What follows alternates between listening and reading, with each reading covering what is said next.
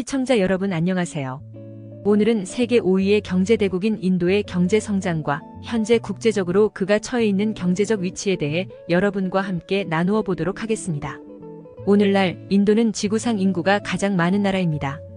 활기 넘치는 문화와 시끄러운 시장, 그리고 풍부한 역사적 배경으로 인도는 전 세계의 주목을 받고 있습니다. 물론 내재하고 있는 문제 역시 많습니다. 중국의 급속한 경제 성장 시대는 기본상 끝나고 있는 것으로 볼 수 있겠습니다. 그 바통을 이제 인도가 덥석 잡고 세계의 공장이 되어 이 역할이 가져다주는 부를 누릴 차례가 된 것 같습니다. 세계경제포럼 WEF는 2022년 인도의 국내 총생산 GDP 성장률이 6.9%에 달해 지역 내 4위를 차지했다고 발표했습니다.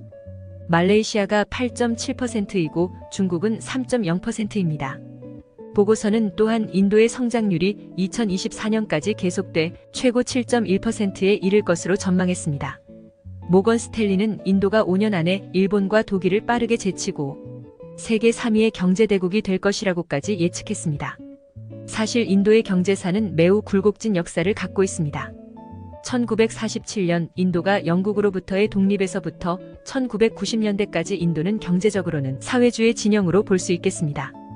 인도가 민주주의 국가이긴 하나 1940년대에는 소련식 계획체계가 강력한 모델이었으며 많은 국가들이 이를 모방하고 있었습니다. 더욱이 인도는 처음 독립했을 당시 옛 주권국인 영국의 흔적과 경제체제에 대한 소위 식민지 각인을 없애려 하여 소련 체제를 모방했던 것입니다. 이 역시 현재 인도 경제가 내재하고 있는 폐단의 근원이기도 합니다. 인도 정부는 은행, 석탄, 전기, 철강 등 산업과 그리고 항만, 공항, 철도 등 인프라를 국유화했습니다. 그리고 이러한 사회주의적 경영 방침은 40년 넘게 유지되어 오면서 결국 인도의 경제 발전에 도움을 주지 못하고 있지요. 1990년 인도 정부는 전례 없는 부채 위기에 직면해 나라 전체가 파산할 위기에까지 갔었습니다. 인도는 1991년에 드디어 경제개혁을 시행했고 정부는 점차 시장을 자유화하고 통제를 축소했습니다. 동시에 외국인 투자를 유치하고 민영화를 촉진했고요. 이와 같은 개혁은 인도의 경제 성장을 촉진했습니다. 2000년대 들어서 인도는 고부가 가치 산업을 중심으로 한 성장 모델을 채택하였습니다. 그리고 인도는 글로벌 정보기술 및 IT 산업 서비스 중심지로 급성장했습니다. 인도의 소프트웨어 및 서비스 아웃소싱 산업은 호황을 누리고 있으며 인도 경제의 발전을 촉진하고 있습니다. IT 분야에서의 성공으로 유명한 방갈로르 소프트웨어 공장은 이러한 정책의 결과물 중 하나로 꼽힙니다. 현재 인도는 세계에서 가장 빠르게 성장하는 경제 중 하나로 자리매김하였습니다. 그럼 인도는 어떻게 가난하고 후진적인 나라에서 성장했는지 살펴봅시다. 첫째는 인구 통계학적 배당이 인도의 현재 경제 상승의 필수적인 요소라는 것은 우리 모두 의심의 여지가 없습니다. 아시다시피 생산의 3요소는 노동, 토지, 자본입니다. 노동력은 생산자인 동시에 소비자이겠고요. 인도의 인구는 2023년에 중국을 추월해 전체 인구가 15억 명에 육박해 세계 최대 인구가 많은 나라가 되었습니다. 유엔의 예측에 따르면 인도의 인구는 향후 30년 동안 계속해서 증가할 것이라고 합니다. 여기서 인구의 연령 구조도 매우 중요합니다. 현재 중국 같은 경우는 이미 인구 고령화가 일본을 앞지르는 속도로 빠르게 진행되고 있습니다. 이에 비해 인도의 노동인구 증가율과 연령 구조는 두 가지 모두에서 장점을 갖고 있습니다. 인도의 인구는 지난 20년 동안 36% 증가했으며 인도 인구의 50% 이상이 25세 미만입니다. 인도인의 평균 연령은 28세에 불과합니다. 중국 인구 평균 연령 38세에 비해 10살이나 젊습니다. 더욱이 65세 이상 노인 인구는 인도 인구의 7%에 불과하고요. 인도의 실질임금 역시 빠르게 상승하고 있습니다.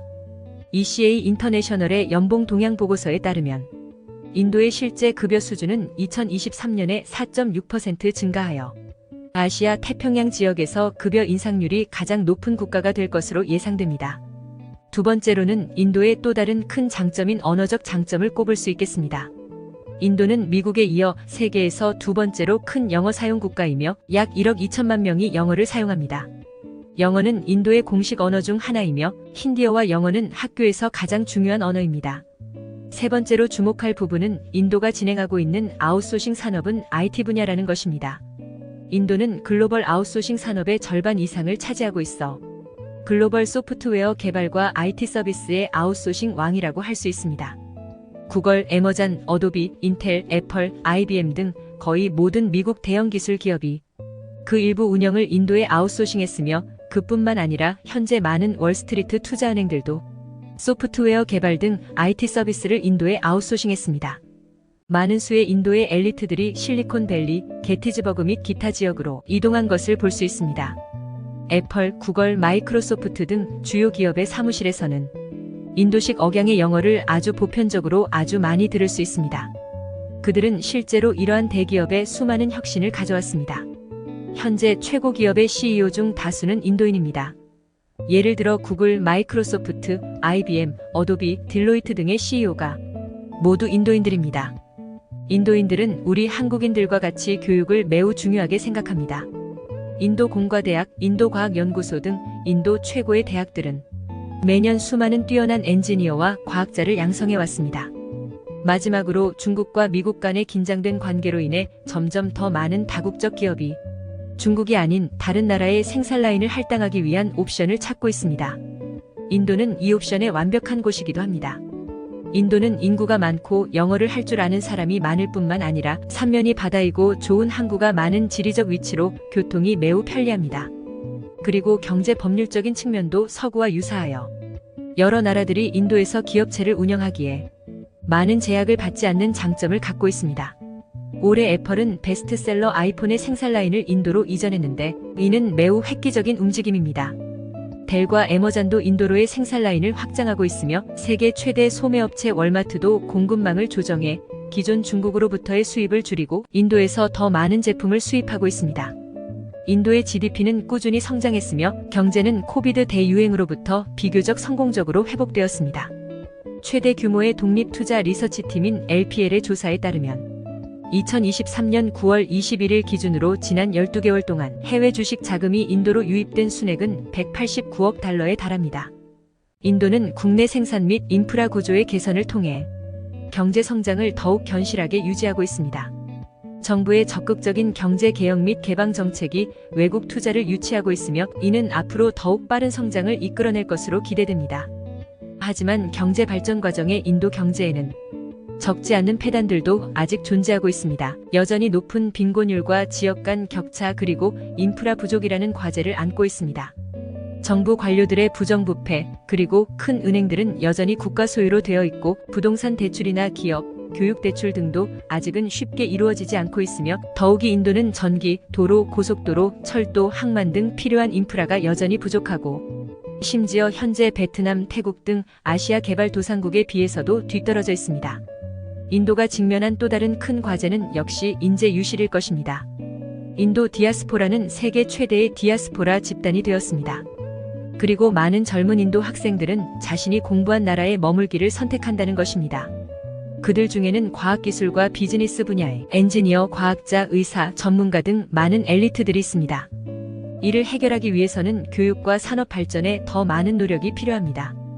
인도의 경제 성장에는 여전히 많은 도전 과제가 남아있지만 적극적인 경제 개혁과 개방 정책으로 인해 미래 인도의 빠른 성장이 기대됩니다. 오늘은 여러분과 인도의 경제 성장에 대해 간단히 나누어 보았습니다. 시청해주셔서 감사합니다.